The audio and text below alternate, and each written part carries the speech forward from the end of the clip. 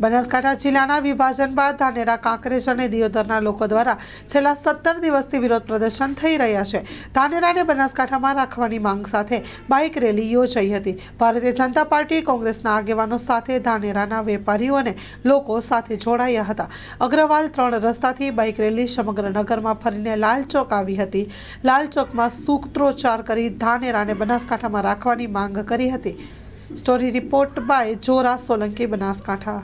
આજે ધાનેરા તાલુકા હિતરક્ષક સમિતિ દ્વારા બાઇક રેલીનું આયોજન કરેલું હતું અને બાઇક રેલી સમગ્ર ધાનેરા શહેરમાં ફરી અમારો સંદેશો અમે એ આપવા માગીએ છીએ કે 21 તારીખના રોજ 21/1/2025ના રોજ મંગળવારના દિવસે મામા બાપજીના મંદિર જોડે જન આક્રોશ સભા રાખેલી છે। તેમાં વસ્તીને પધારવા માટે અને જે સરકારશ્રીએ જે જિલ્લાનું વિભાજન કરી અને ધાનેરાને અન્યાય કર્યો છે તેની સામે આક્રોશ દેખાડવા માટે લોકોને એકત્ર થવા માટે આજે આમંત્રણ આપ્યું છે અને લોકો સ્વયંભૂ એમની રીતે દરેક સમાજ સ્વયંભૂ રીતે જોડાશે તેવો પણ અમને વિશ્વાસ છે।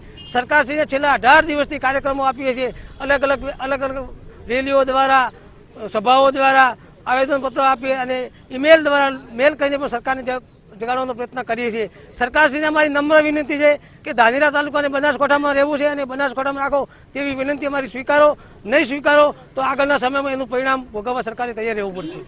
ધાનેરા તાલુકા હિતરક્ષક સમિતિ દ્વારા જ્યારથી 1 તારીખે ધાનેરા તાલુકાને બનાસકાંઠા જિલ્લામાંથી છૂટો પાડીને થરાદમાં મૂકી અને વિભાજનની પ્રક્રિયા ધરવામાં આવી તે દિવસથી આ ધાનેરાના પ્રજાજનો ખૂબ દુઃખી છે અને સતત એનો વિરોધ કરી રહ્યા છે। બંધનું એલાન આપ્યું, એના પછી ધરણાનો કાર્યક્રમ આપ્યો, એના પછી આજે બાઇક રેલીના સ્વરૂપે 21 તારીખે જન આક્રોશ આંદોલન સભા જે યોજાવા જઈ રહી છે એ સભાના અનુસંધાનમાં આજે આખા ધાનેરા શહેરમાં આ બાઇક રેલી દ્વારા એક મેસેજ પહોંચાડ્યો છે કે સરકાર જે ઘન નિંદ્રામાં ઊંઘી છે અને આ ધાનેરાને વારંવાર નુકસાન કરવાના જે પ્રયત્નો થઈ રહ્યા છે એને બંધ કરી અને જાગૃત બની અને ધાનેરાને બનાસકાંઠામાં સમાવી રાખે એમ જ આ ધાનેરા તાલુકાનું હિત છે અને ધાનેરા તાલુકાની પ્રજાજનોનો પણ એ જ માંગ છે। અગાઉ પણ ધાનેરાને માર્કેટ યાર્ડને તોડીને નેનાવા મૂકી દીધું। ધાનેરામાં જે રેલવેનો બ્રિજ બનાવવામાં આવ્યો એનાથી ધાનેરાનું બજાર તૂટી ગયું।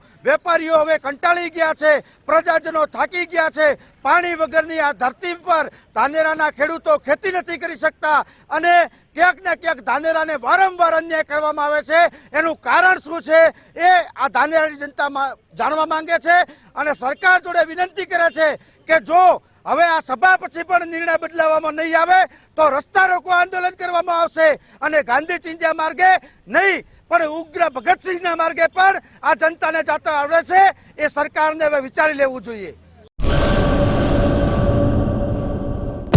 લોન પર ફોન 15 વર્ષ જૂનું ગુરુ મોબાઈલ એન્ડ ઇલેક્ટ્રોનિક્સ દરેક કંપનીના જૂના અને નવા મોબાઈલ લોન ઉપર મળશે અને ઇલેક્ટ્રોનિક્સ આઇટમો ફ્રીજ, ટીવી, વોશિંગ મશીન ગુરુ મોબાઈલ એન્ડ ઇલેક્ટ્રોનિક્સ સંતોષી માતાના મંદિર પાસે અને અમારી અન્ય બ્રાન્ચ ગુરુ મોબાઈલ પોઈન્ટ આભા હોટલ નીચે પેટ્રોલ પંપ સામે ભુજ।